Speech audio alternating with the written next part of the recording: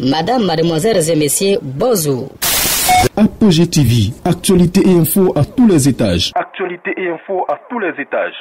Ouvrez bien vos oreilles, ça va cobasser.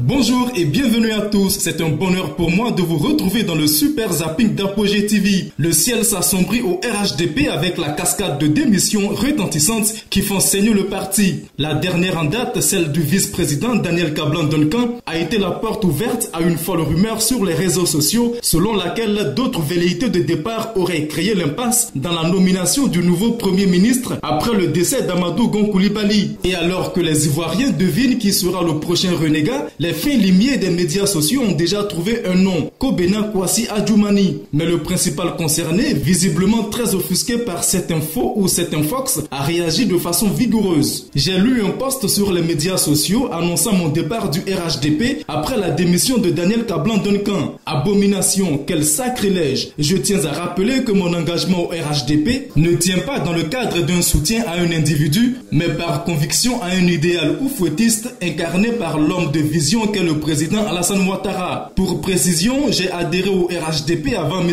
Duncan. Le mouvement sur les traces d'Oufo-Boigny est né avant PDCI Renaissance. Humblement, je peux réclamer un statut de précurseur en la matière. Je suis aussi membre fondateur du RHDP, a déclaré le ministre Adjoumani. Apogée TV, le super zapping. Le super zapping. Élection à la présidence de la Fédération ivoirienne de football. Les choses se compliquent pour Didier Drogba. Depuis l'annonce de sa candidature, l'ex-capitaine des éléphants de Côte d'Ivoire est critiqué de tous bords pour son manque d'expérience. Nombreux sont ses anciens coéquipiers qui lui ont tourné le dos. Selon les textes de la Fédération, pour qu'un dossier de candidature soit validé, tout candidat à la candidature doit au préalable obtenir le parrainage d'un des 5 groupements d'intérêt reconnus par la FIF. Mais après les anciens joueurs, les entraîneurs et les arbitres, c'est l'association des footballeurs ivoiriens, AFI, qui vient de lui tourner le dos ce lundi. Et pour cause, Cyril Domoro, qui est le président de l'association, dont Didier Drogba est le deuxième vice-président, a affiché son soutien à Idriss Diallo, l'un des adversaires de Daïs Zoko dans la course. Inutile donc de vous dire que Cyril Domoro a préféré un autre candidat à son propre vice-président. Des noms comme Aruna Dindane ou Kolo Touré sont également cités. Quant à Kwasi Blaise, le parrainage de Didier Drogba est naturel et systématique. Aujourd'hui, Didier Drogba est confronté à cette histoire du parrainage de la fédération. Vous, en tant qu'ancien footballeur, en tant qu'ancien membre de l'AFI, quelle est votre position sur cette affaire du parrainage de l'AFI à Didier Drogba?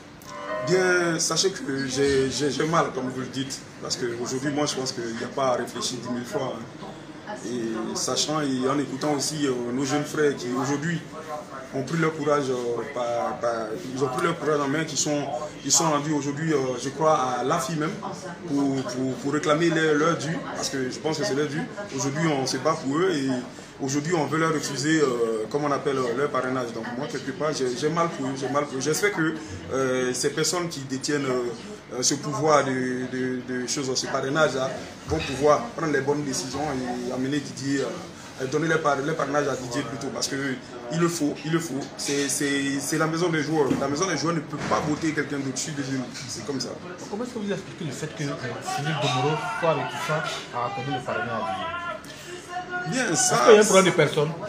Ben, vous m'enlevez les mots de la bouche. Hein. Ça, je ne sais pas qu'est-ce qu'il y a entre eux, mais franchement, qu'il y a problème de personne ou pas, aujourd'hui, Cyril qui pense pas prendre cette voie pour donner à quelqu'un d'autre. Plutôt, il doit la donner aux joueurs. Il doit la donner à Didier. Pourquoi? Parce que c'est la décision des joueurs. Ce n'est pas Cyril qui décide. Cyril, il travaille pour les joueurs. Je pense que l'association de la FI doit se rappeler ça. On a des postes où on occupe, mais on ne travaille pas pour soi. On travaille pour des joueurs.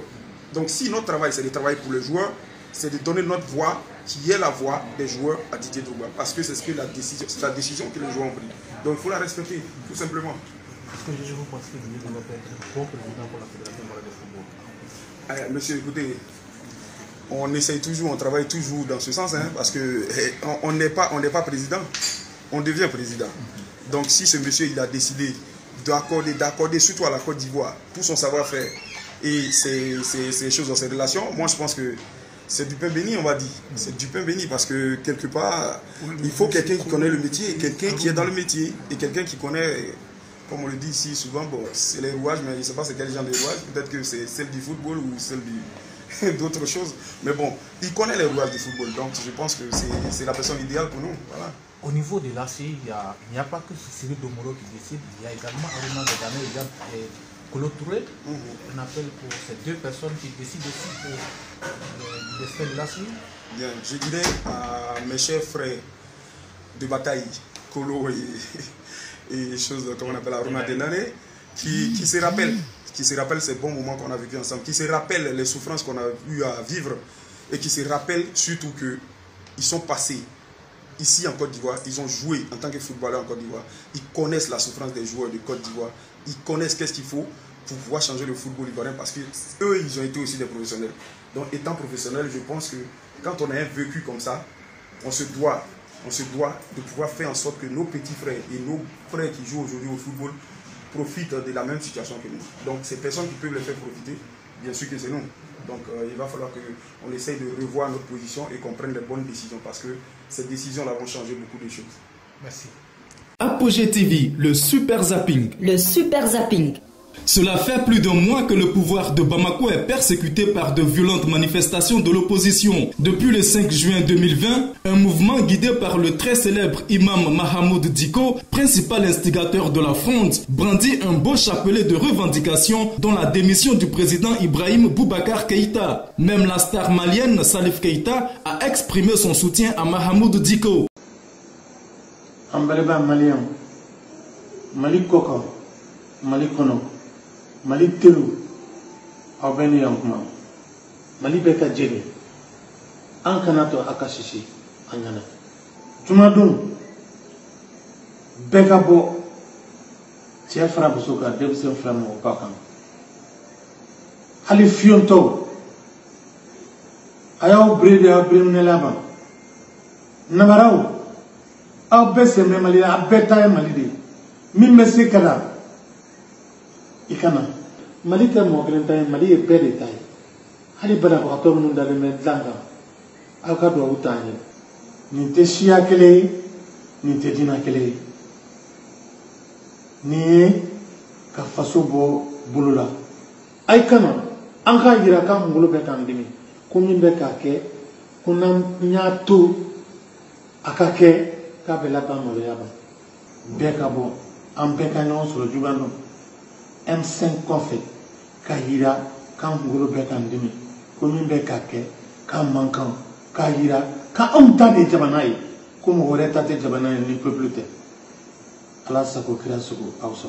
Dans la foulée, son fils Karim Keïta démissionnait de la présidence de la Commission de défense et de sécurité de l'Assemblée nationale. En cette période trouble et d'incertitude pour le chef de l'État malien, le bruit court au sujet d'une certaine action menée par son homologue guinéen Alpha Condé. Ce dernier aurait envoyé des militaires au Mali par la frontière de Kouré-Malé. Mais ce lundi 13 juillet 2020, le ministre guinéen de la Défense, par la voix de son porte-parole, dément formellement. La Guinée n'a pas besoin d'envoyer des soldats supplémentaires au Mali. Elle est présente en permanence sur le terrain depuis 2013 avec d'abord une compagnie de 145 soldats, puis à partir de 2015 avec un bataillon de 850 combattants surentraînés et suffisamment équipés sous la bannière des Nations Unies. Voilà qui est bien clair.